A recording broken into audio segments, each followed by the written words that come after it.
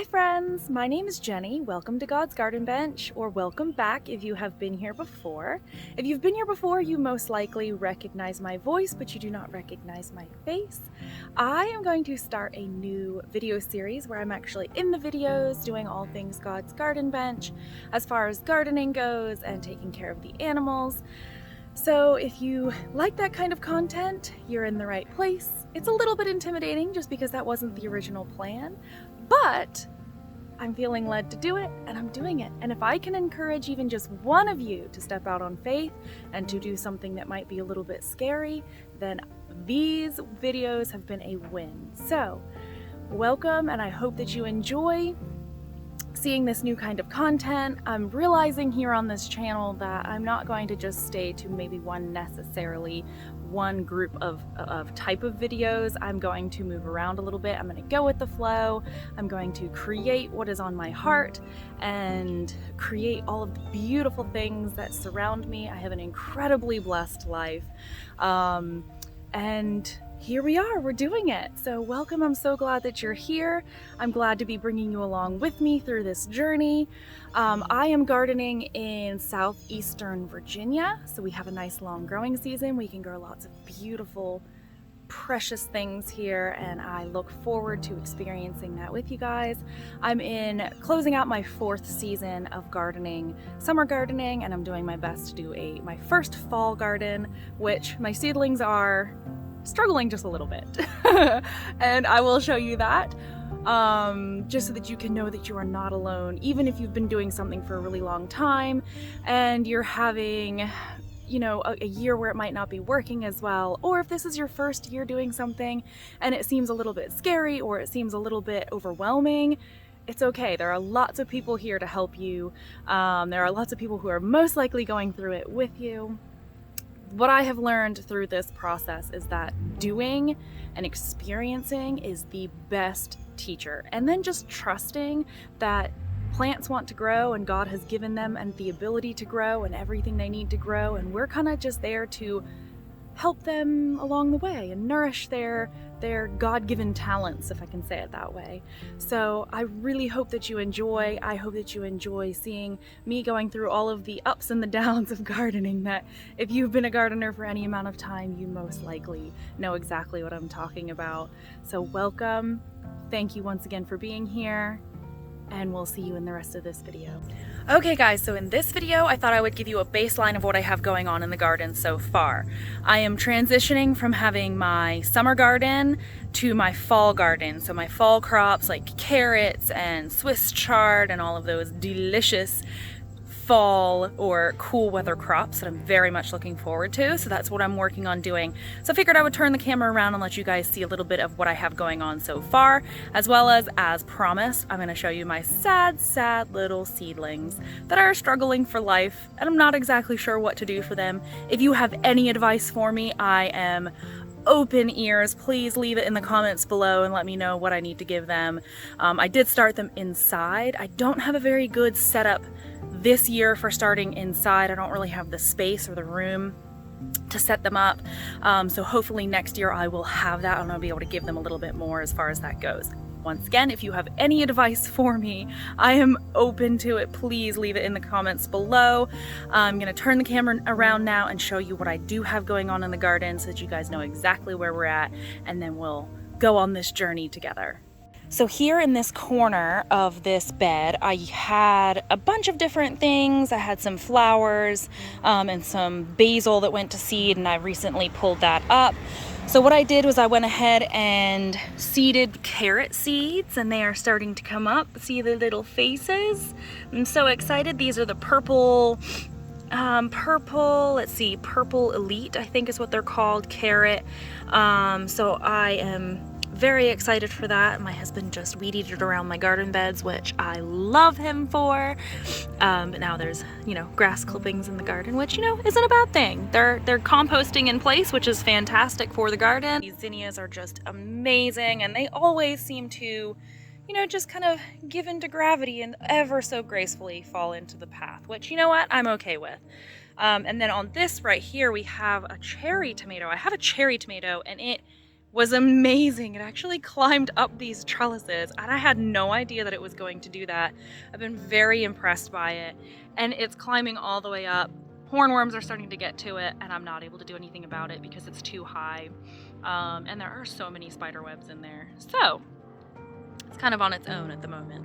Cherry tomato that has taken over this trellis, and I am just for it. I cannot even believe, oh, and a plane in the background. I cannot even believe that it went this high and then it's actually taking over the trellis, as well as this other trellis on this side as well. As you can see, it's still setting fruit. I mean, it's just huge. Look, it's all the way up there. And it comes over here to this trellis. I mean, it is an overachiever for sure, which I love it. So what truly amazes me about these tomatoes is how at the beginning of this season, I had put them out too early and we had a later frost than normal. So our last frost date was later in the season than it normally was. And so they got just a touch of frost, and I ran out here and I watered them really quickly before the sun hit them, because that's supposed to help.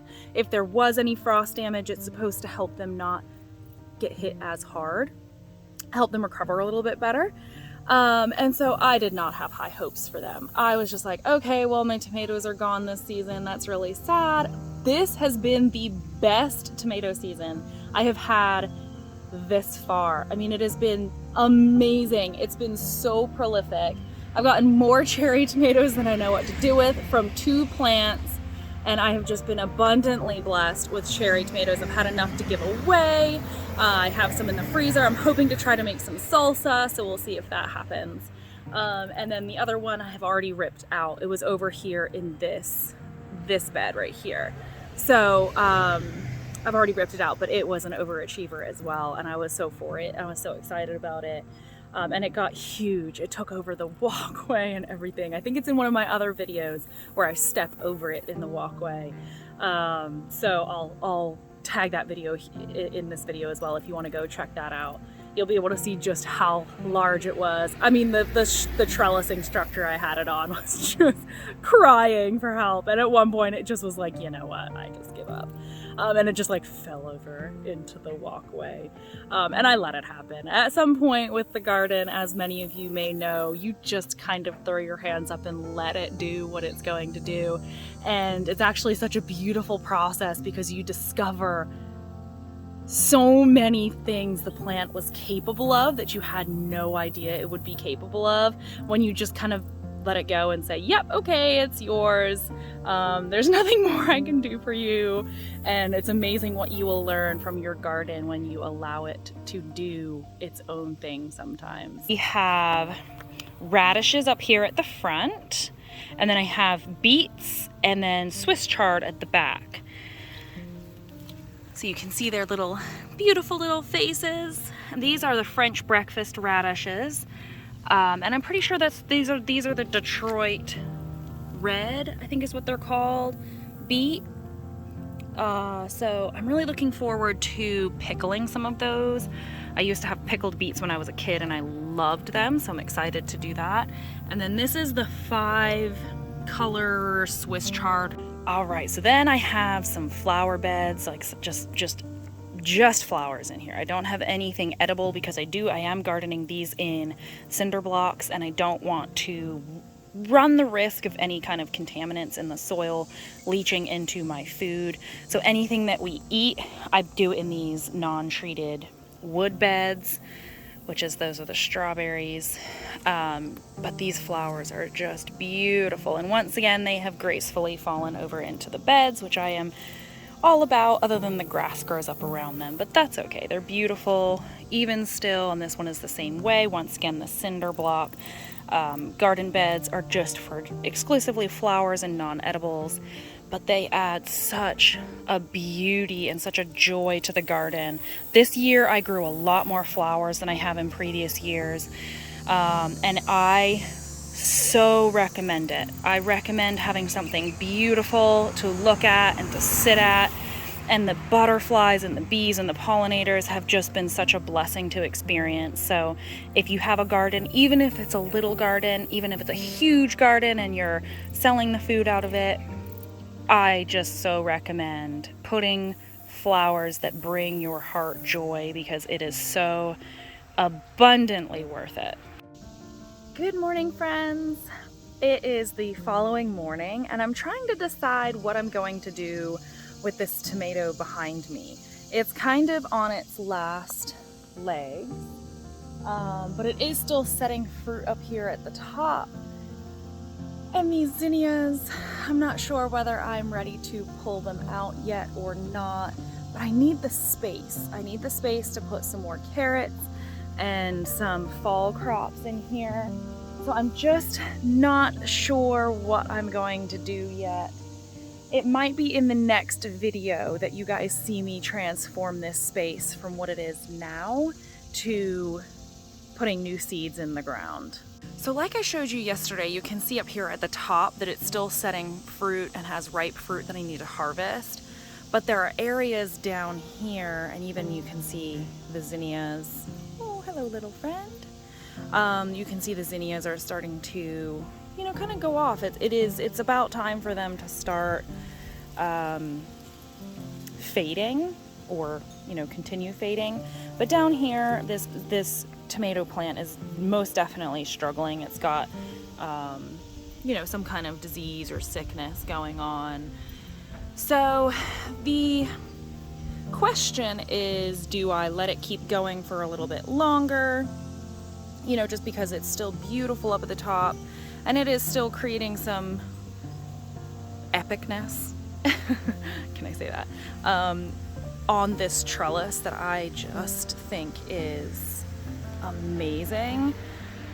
But once again, I do need the space for other things. So I would say this is one of the harder parts of being a gardener for me, is pulling out plants that are still producing and that haven't just completely died.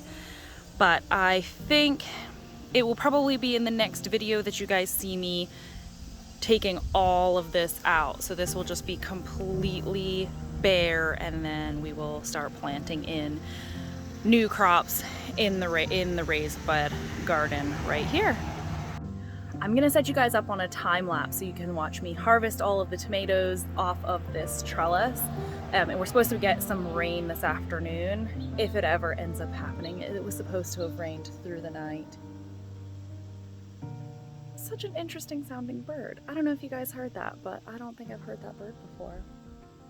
But I don't see it. It's probably tiny. It's probably like this big, hiding in a tree somewhere. And it sounds like it is quite large. We were supposed to be getting rain already, and we're not, but I want to harvest the cherry tomatoes before they split. I actually lose quite a few of them to splitting because I can't get to them quick enough. So I'm gonna set you guys up on a time lapse so you guys can watch me harvest tomatoes.